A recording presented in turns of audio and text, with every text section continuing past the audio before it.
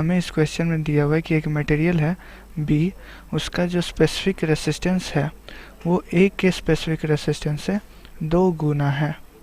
A circular wire made of B has twice the diameter of a wire made of A. अब हम लोग क्या कर रहे हैं कि बी से और ए से सर्कुलर वायर बना रहे हैं और कह रहा है क्वेश्चन कि जो बी वाला वायर है उसका डायमीटर जो है वो ट्वाइस ज़्यादा है, मीन्स ए का जो डायमीटर है उसका 2 टाइम्स है बी का diameter. Then for the 2 wires to have the same resistance the ratio L B by L A of their respective lengths must be. तो हमें बताना है कि अगर इन दोनों का रेसिस्टेंस जो है वो सेम फाइनली होगा तो जो L B by L A होगा वो कितना होगा। एल बी क्या है, एल बी जो है वो बी वाले वायर का लेंथ है और एल ए जो है वो ए वाले वायर का लेंथ है। तो ये आसान सा क्वेश्चन है। ये जो एरिया ऑफ क्रॉस सेक्शन होता है वो क्या होता है, पाई डी स्क्वायर बाई 4।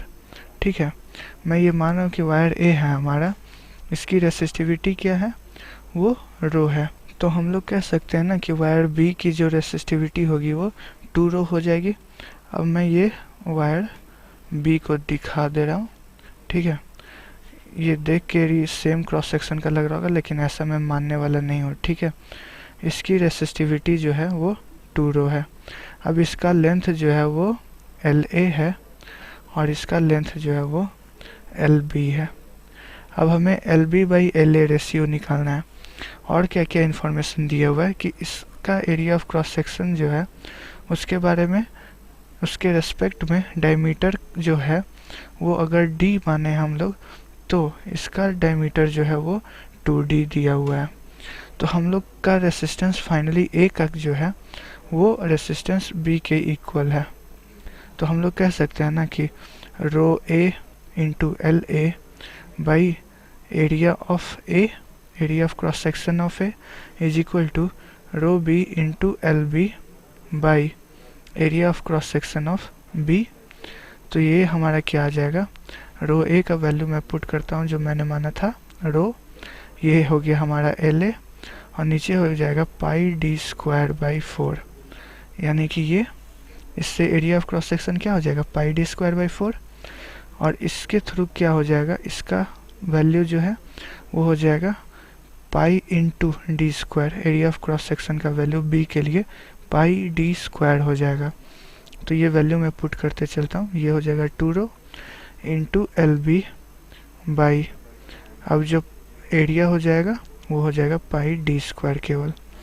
तो इस इक्वेशन को आप फर्दर सॉल्व करोगे ना तो आपको मिल जाएगा पाई डी स्क्वायर कैंसिल, रो और रो कैंसिल, तो एल बी बाई जो एल ए आएगा वो आ जाएगा आपका 2, यानी कि हमारा फाइनल आंसर क्या हो गया, डी ऑप्शन ही है।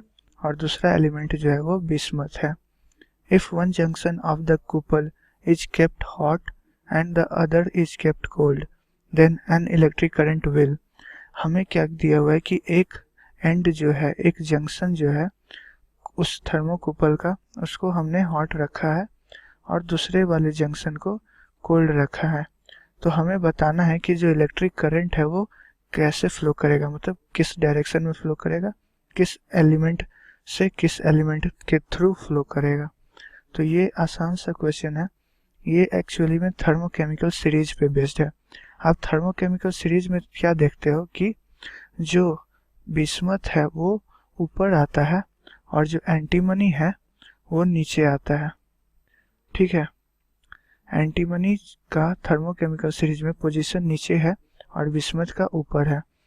इसलिए हम लोग क्या कह सकते हैं कि कोल्ड जंक्शन पे क्या होगा, कोल्ड जंक्शन पे करंट जो होगा वो एंटीमनी से बिस्मथ को फ्लो करेगा, क्योंकि जो करंट है वो कैसे फ्लो करता है, करंट जो है वो नीचे वाले एलिमेंट से, थर्मोकेमिकल में सीरीज में जो नीचे एलिमेंट है उससे ऊपर वाले एलिमेंट्स के थ्रू के अलोंग फ्लो करता है। इसलिए हमारा आंसर कौन सा हो जाएगा, नहीं है जो इस 5 वोल्ट की बैटरी से निकलेगी। इसका मतलब इस नेटवर्क को हमें रिजॉल्व करना होगा, तो हम लोग वो करते हैं। इस नेटवर्क के लिए रिजॉल्व करने के लिए मैं कुछ पॉइंट्स को इंडिकेट कर दे रहा हूँ। ये पॉइंट हमारा ए है, ये बी है, ये सी है और ये डी है। तो हम लोग क्या यहाँ पे देख सकते हैं कि ये नेटवर्क जो है कुछ इस तरीके से हो जाएगा। ये पॉइंट हमारा ए हुआ, ए से कनेक्टेड है सी, और फिर ये रेसिस्टेंस जो है वो 10 ओम का है। साथ ही ए से कनेक्टेड है बी, और ये जो रेसिस्टेंस है वो कितना का है, 5 ओम का है। ठीक है, अब ये पॉइंट हमारा बी है और ये पॉइंट हमारा सी है, और सी से डी कनेक्टेड है हमारा, और ये जो रेसिस्टेंस है वो कितना है, वो है 20 ओम, और बी से भी डी कनेक्टेड है और ये रेसिस्टेंस जो है वो 10 ओम है। एक और कनेक्शन यहाँ पे किया हुआ है बी से सी के बीच में, और ये कनेक्शन कितने का है, ये भी 10 ओम का है।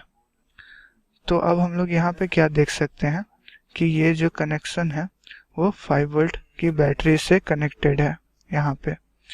अब ये हमें क्या मिलेगा, ये सर्किट रिड्यूस हो गया एक तरह से। ये जो है वो बैलेंस्ड व्हीटस्टोन ब्रिज का फॉर्म ले रहा है।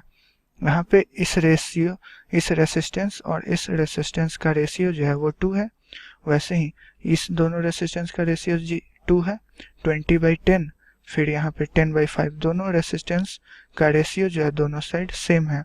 तो हमारा ये ब्रांच क्या हो जाएगा, यूजलेस, क्योंकि इस ब्रांच से करंट की वैल्यू जो है वो हमेशा 0 रहेगी। तो ये ब्रांच को इग्नोर हम लोग कर सकते हैं। तो हमारा सर्किट कैसा फाइनली रिड्यूस हो जाएगा, ये पॉइंट ए है हमारा, ठीक है, और ए से हमारा ये कनेक्टेड है ये 10 ओम, और फिर कनेक्टेड है 20 ओम, और फिर ये पॉइंट हमारा डी मिलता है, और ए से फिर से कनेक्टेड है हमारा ये 5 ओम, और फिर 10 ओम, और फिर ये डी से मिल जाता है। मैं वैल्यू लिख देता हूँ, ठीक है, यहाँ पे 10 और यहाँ पे 5, और ये फिर कनेक्टेड है 5 वोल्ट की बैटरी से। अब इस सर्किट में करंट की वैल्यू जो है वो आई है, और इस आई की वैल्यू हमें निकालनी है। तो उसके लिए हमें इस वाले को भी फिर से सॉल्व करना होगा। तो आप देख सकते हो ये आसान हो गया। इन दोनों जो है वो सीरीज में कनेक्टेड है, और ये दोनों भी सीरीज में आपस में कनेक्टेड है। तो ऊपर वाले नेटवर्क में जो है वो क्या हो जाएगा, 30 ओम देखने को मिलेगा, और नीचे वाले नेटवर्क में 15 ओम देखने को मिलेगा। तो ये सर्किट हमारा फर्दर किया रेडियस होके बन जाएगा। मैं ड्रॉ कर देता हूँ। ये पॉइंट हमारा ए है, और ए से कनेक्टेड है एक 30 ओम का रेसिस्टेंस, ठीक है, और ये पॉइंट हमारा डी है, और यहाँ से कनेक्टेड है एक और रेसिस्टेंस जिसकी वैल्यू जो है वो 15 ओम है, और ए और डी के बीच में अब हम लोग बैटरी कनेक्टेड किए हुए हैं, वो पहले से ही था।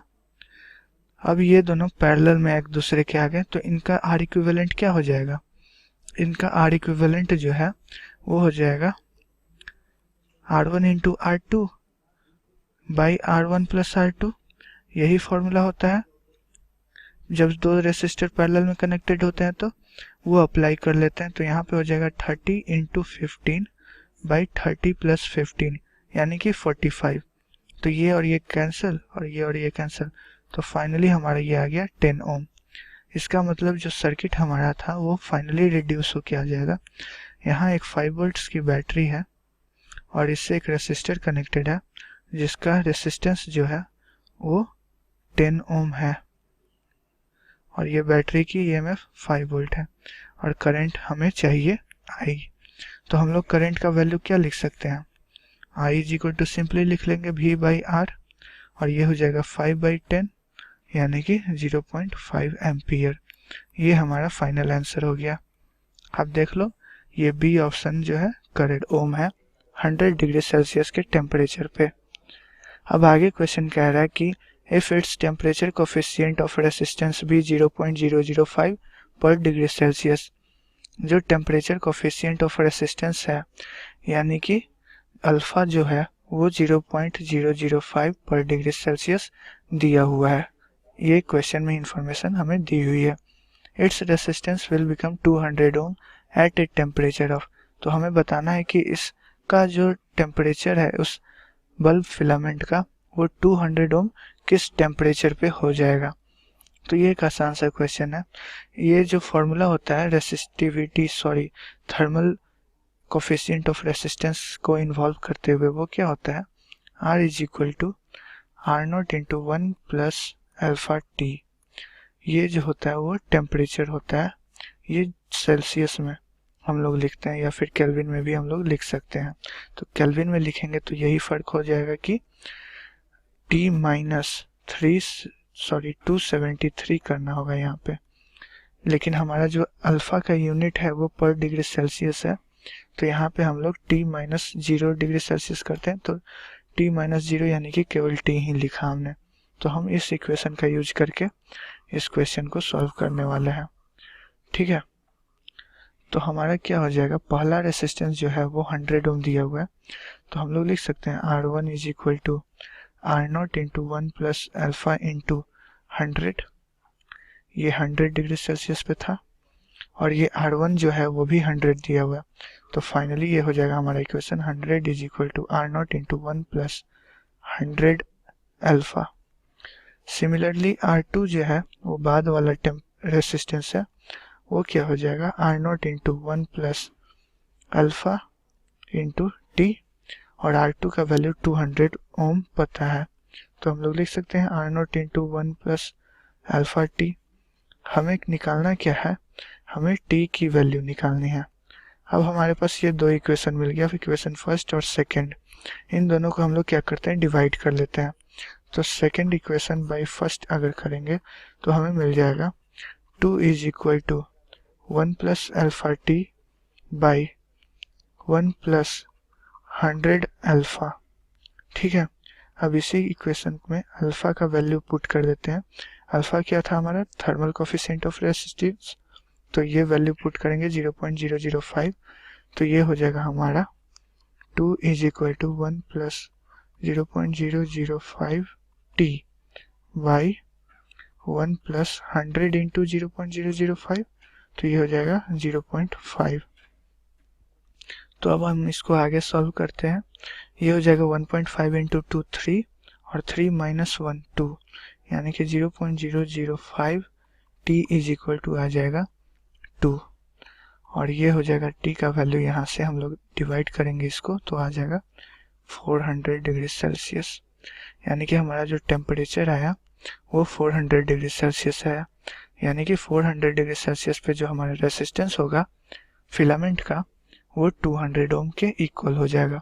फाइनल आंसर हमारा बी है। S2 कनेक्टेड इन पैरेलल, एक व्हीटस्टोन ब्रिज है, उसमें 3 रेसिस्टेंस जो है P, Q और R जो है उसको हमने 3 आर्म्स में कनेक्ट कर दिया है, और जो चौथा आर्म है उसको हमने 2 रेसिस्टेंस की मदद से बनाया है, S1 और S2, और इन दोनों को उस फोर्थ आर्म में आपस में पैरेलल में कनेक्ट किया है।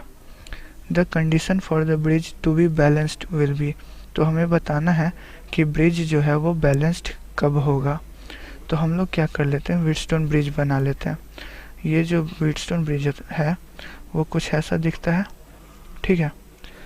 अब यहाँ पे एक आर्म में P है, दूसरे में Q है, तीसरे में हमारा क्या है, R है, और फिर चौथे में एक्चुअली ये एक कॉम्बिनेशन है, ये कॉम्बिनेशन है 2 रेसिस्टर का, S1 का और S2 का, और ये दोनों कॉम्बिनेशन में जो है वो पैरेलल में आपस में कनेक्टेड है।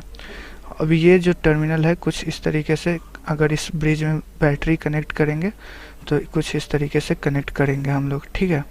तो हम लोग इस व्हीटस्टोन ब्रिज में क्या देखते हैं कि इस गैल्वेनोमीटर में नल पॉइंट जब शो करता है तो P बाई R जो होता है वो Q बाई ये इसका इक्विवेलेंट होगा, यानी कि हम लोग लिख सकते हैं ना P by Q is equal to R by S equivalent, और इसमें हम लोग पुट कर देंगे value P by Q is equal to R into S1 plus S2 by S1 S2, ये इक्विवेलेंट S इक्विवेलेंट का वैल्यू पुट कर दिया।